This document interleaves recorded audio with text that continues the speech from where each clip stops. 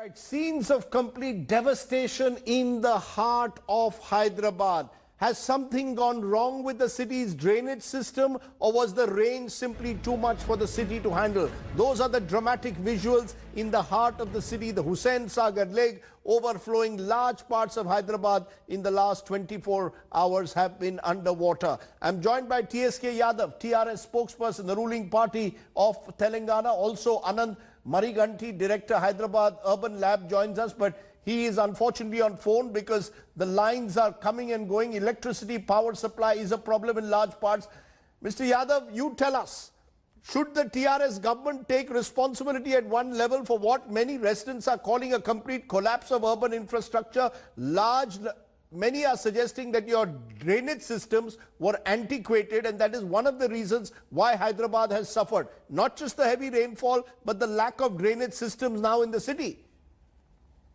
Firstly, I would like to thank all the civilian volunteers who joined this mission of rescue with the departments.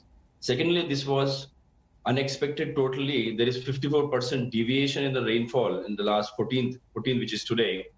Last night, there was a heavy rainfall, which Hyderabad has never seen in ages.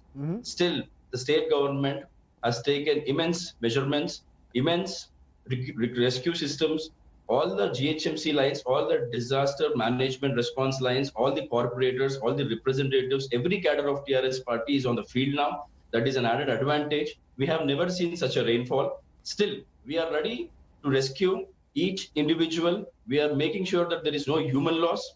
Last night we had a call that there are 50... Sir, I agree that everyone is coming back to us with tales of a lot of work being done by civil volunteers, by local communities. But when I play those pictures again, some of the more dramatic pictures, what is very clear is large parts of Hyderabad, sir, because of the construction over the last couple of decades, it means that a number of your water bodies today also are today areas where there is massive construction with no drainage. Someone just told me that the drainage systems in parts of Hyderabad date back to the Nizam's rule.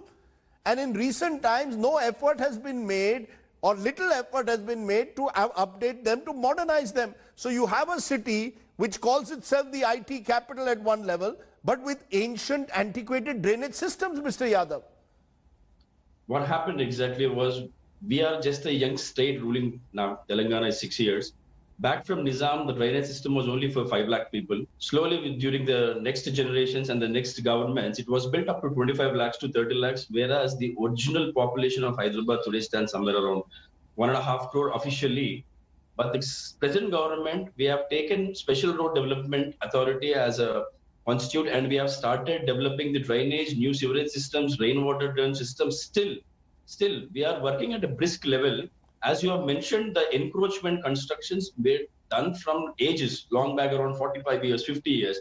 The problem was, in the municipal department, generally, the officials, they cannot be transferred into other departments. That was a revolutionary bill which was passed yesterday in the assembly too by Mr. K.T. Ramarao Garu.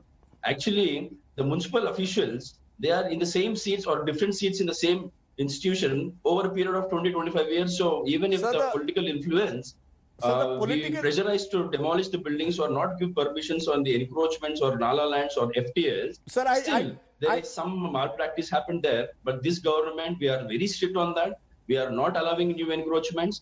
From the time 2014 till now. Sir, I'm going to give you, you're saying that you haven't allowed new encroachments. I want to just turn to Anand Mariganti. He's the Director, Hyderabad Urban Lab. He's joining us on the phone line because the power has gone off, we are told, in his residence. Mr. Mariganti, in a 2016 report titled State of India's Urban Water Bodies, the Center for Science and Environment estimated that in Hyderabad had lost 3,245 hectares of its wetlands. Is it as bad as that Hyderabad, this city which has been expanding all the time, has lost a large amount of its wetlands, and that means that there is no protection in a way when it rains so heavily? Rajdeep, I think there are 2 or 3 things that we need to get very clear about this. First thing is, it's absolutely an undeniable fact that we have received a massive amount of precipitation in the last couple of days. This is unprecedented. We haven't seen anything like this in a very long time. The second thing is that I think the one of the misunderstandings about the drainage system in a city like Hyderabad is often that we keep thinking that it is an antiquated system and it has not been modernized. The reality actually is that we have taken a very large agrarian landscape and urbanized it. And I'm saying this because within the Hyderabad metropolitan development area, you have something like 3,000 water bodies. That's the total number of water bodies in an area of something like the size of Goa as a state. In that area, we have built a tremendous amount of RCC construction. We have made the surface completely impervious. It happens a lot more in the core area. It happens a little less in the rest of the city, but it is the problem that across the city we have altered drainage pathways. That is, the way in which water should be flowing has been blocked, and we have made the soil, the surface, very, very impervious. Now, the third thing added to this is the way in which we flatten our land. Hyderabad is sitting on top of a plateau which has a very, very chaotic drainage pattern. It comes to us from millennia of years, right? It's not anything new. In that, when we try to flatten it and start constructing, we create huge problems. It's the third thing.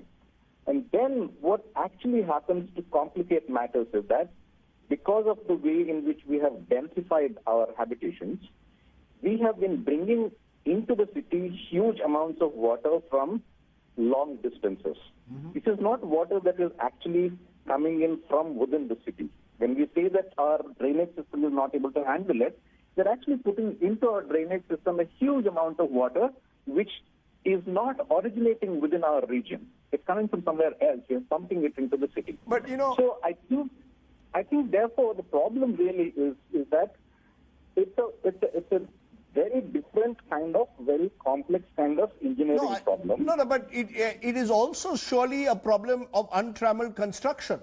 The fact is that construction has taken place without a real model plan in place. I'm hearing from the TRS representative saying that, look, we've stopped all encroachments. But on the ground, is that true? Mr. Manikanti, is that really true? It's not. It is not true at all. And I'm saying that this problem here is not so much about modernization or modern plan. You see, what happens is when you have an agrarian water body, the agrarian water body breathes, it expands and it shrinks. In an urban setting, you need to set a boundary around it, right? So you take something like Hussain Sagar, which had a huge foreshore into which water would expand and contract. Right. What we have done there is cutting through it, built a road. Because that is how the urban is supposed to be. So in a way, Hyderabad is going the way of many other cities of this country. We've seen it in Bengaluru with its lakes. We are seeing it in Mumbai. We saw it during the cloudburst of 2005. Cities today are unable, in a way, to be equipped. Would I be right in saying, to combat this level of rainfall? That's what the problem is. That in our cities, we have not yet figured out how to live with our agrarian past. Right. That's a very well.